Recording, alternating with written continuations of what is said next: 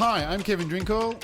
Hi, and I'm Michel Nicolai, and we welcome you to Zyzel Networks podcast. We've been in the network industry for over 15 years, and in these podcasts we want to try and untangle the world of networking, debunk some of those myths, explain some real-world examples along the way, to help you make better choices about selecting the right tech, product, and even help you guys build faster, more reliable, scalable networks, or just to keep your kids happy at home. So welcome back to our podcast, and in this podcast we're going to talk about AV over IP, which is a little bit more specialized in terms of networking. So why would we need to talk about this, and what does it really mean? Traditional AV vendors and installers, they're not really familiar with IP-based networks, and this causes a lot of problems when you are looking at audio and video deployments, especially in multicast networks. And vendors and the installers themselves often find it a very steep learning curve and potentially misconfigure many settings in a switch around multicast or IGMP parameters. And it becomes very problematic in the kind of performance and streaming. And this is very important for, these big screens that you see in stores, in locations like that. They require a switch to actually deploy and actually broadcast correctly. And Zyzel itself has been delivering switching for over 25 years. So we have provided a deep and powerful understanding of multicast over the years in many different scenarios. And this has led us to develop a kind of series of features and functions that go into our switch. So I guess, Michelle, we should talk about what has Zyzel really done to improve AV over IP in switching? Yeah, that's a good question, Kevin. I think the first thing is that the objective, what we found, is that we have to make it easier for the installer to use in a deployment and in management of their AV network. And that's the key factor. So giving them more understanding how to configure and helping with them. Because we see that we could encounter quite some issues if we don't do a proper configuration. For instance, I'll name some typical issues that we see in AV scenarios, that we see some lag in there, so that the voice and the pictures are not really in sync, or the pictures are freezing or having the pixelation in there so that all the pixels not coming through. Most of the time, these issues are caused by the network itself, by improper configuration. Or we even see that the device is hanging because the streams are stopped working. For instance, in a multicast configuration where you can switch between channels. So we try to give more control to the decoder by reducing network overhead and become more efficient how the network should respond to the traffic. And for that reason, we improved our software, or should I say our firmware, the software that's running on our switches. Because traditionally, Zyzel always worked with the traditional IP setup, as everyone in the IT world is familiar with. But in this kind of software, we created a second mode next to the standard mode. We call it the AV mode, where we can have a 3-step wizard in order to make a perfect configuration for your video scenario. And in this software is free of charge, and we have this implemented in a number of series of switches. And with this solution, we are working with a lot of AV partners already that recommend our switches to use in their environment.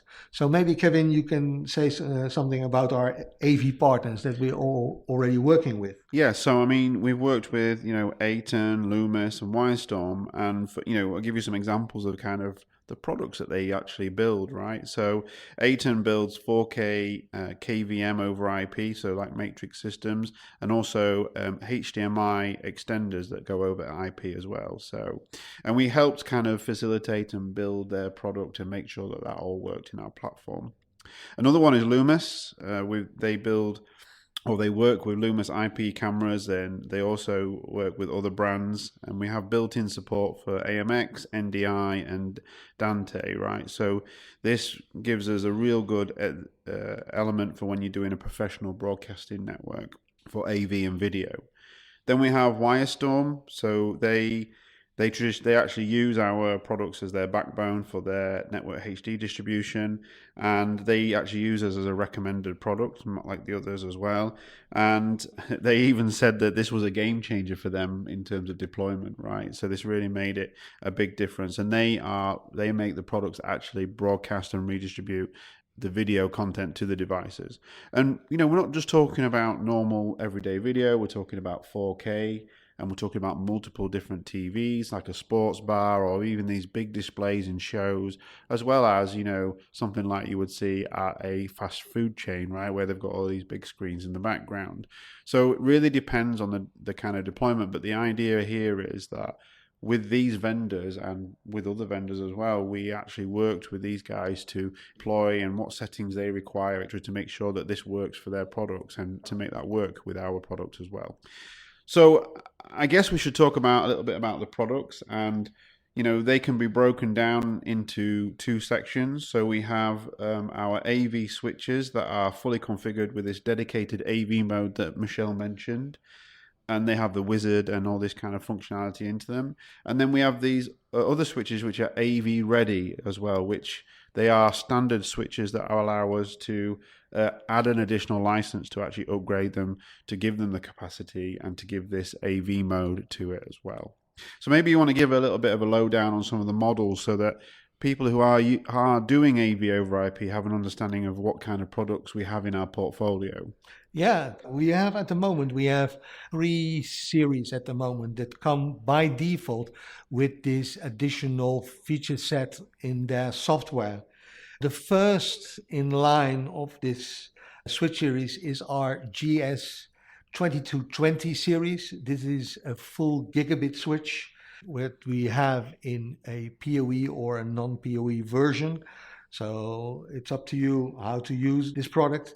Of course, there are people that say, I need more bandwidth in the uplink, and therefore we have our XGS series. The X stands for 10G uplink, still a gigabit switch with a 10G uplink. The big benefit of this 2220 XGS series is that we have a very high PoE budget available on those PoE switches. That comes very in hand when you have a reduced space, rack space available, and you still need to power a lot of devices.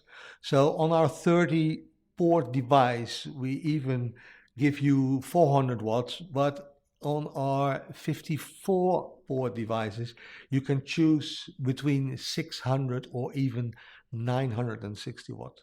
Those are big numbers, but yet you can use them to power any kind of PoE device on them as well.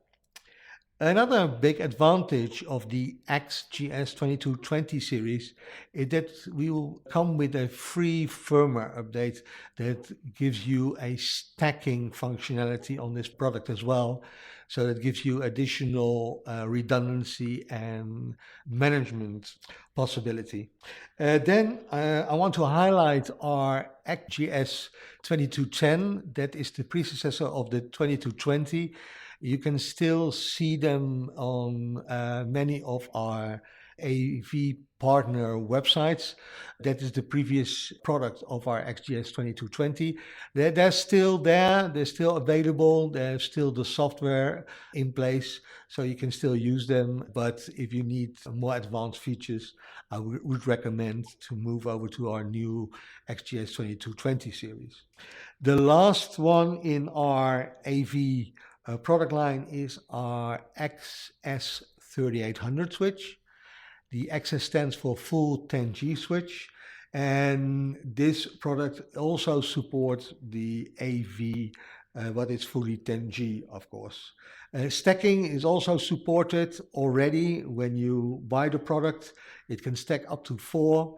So if you need redundancy or a single point of management, you can use that series as well. Recently, because we see that more and more customers are looking for different AV switches, we added 2 more switch series into our AV lineup.